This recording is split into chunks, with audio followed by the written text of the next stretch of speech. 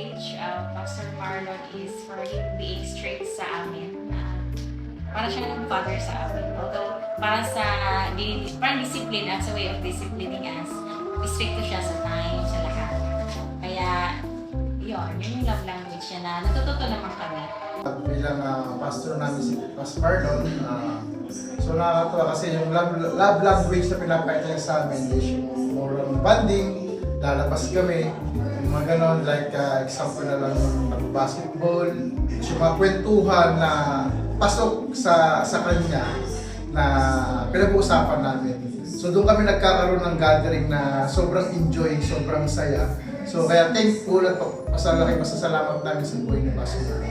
Si Pastor Marlon, as my pastor, si Pas yung laging handang tapikin ka sa likod, lalo na kapag may mga problema ka na pinagdadaanan. Hindi siya nagkukulang sa oras. Kaya yung heart niya, masasabi ko, na laging nandun sa gawain ng Panginoon. Kahit anong trials yung dumating sa buhay niya, makikita namin na sa puso niya, yung service niya kay Lord is number 1 pa rin.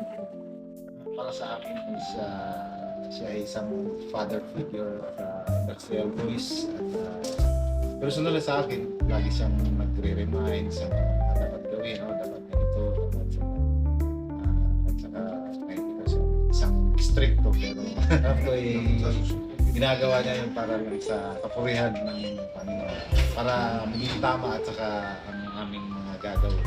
Lalo na sa akin na may ministry na hinahawakan sa ministry ng transport. Makikita mo talaga na siya ay isang blessing para sa LFCC 1, para sa amin, para galing kay God. For me, si Pastor Marlon as a leader, masasabi ko sa kanya, siya, encourager siya. So, hindi ko makakalimutan na first time ko nag-attend dito sa LFCC IMS.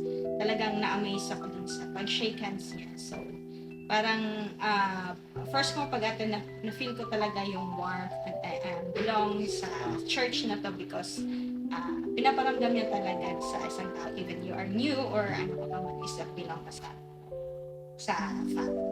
Talagang si Pastor Marlon isa siya sa mga hindi niya makakalimutan na kamustahin ka kapag hindi ka niya nakita sa church. So, pag hindi ka talaga nakita sa church, dahil message ka niya, sila nila, Ate Michelle, kamusta, how are you? So, sila talaga yung parang nag-update talaga sa amin at kamusta. Magpatuloy.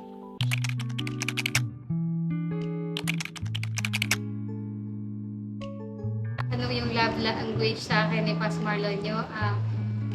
Ano po siya, hindi po siya sweet, pero bago po yan umalis, kahit na natutulog pa ako, nag-I love you po yan, tsaka nagkikis sa akin.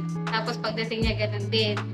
Tapos, sa gabi naman, niyayaya niya ako lagi mag-pray. Siya magsasabi na mag-pray na kami. Tapos yun, bago matulog, nagkikis din siya, tsaka nag-I love you. Yun.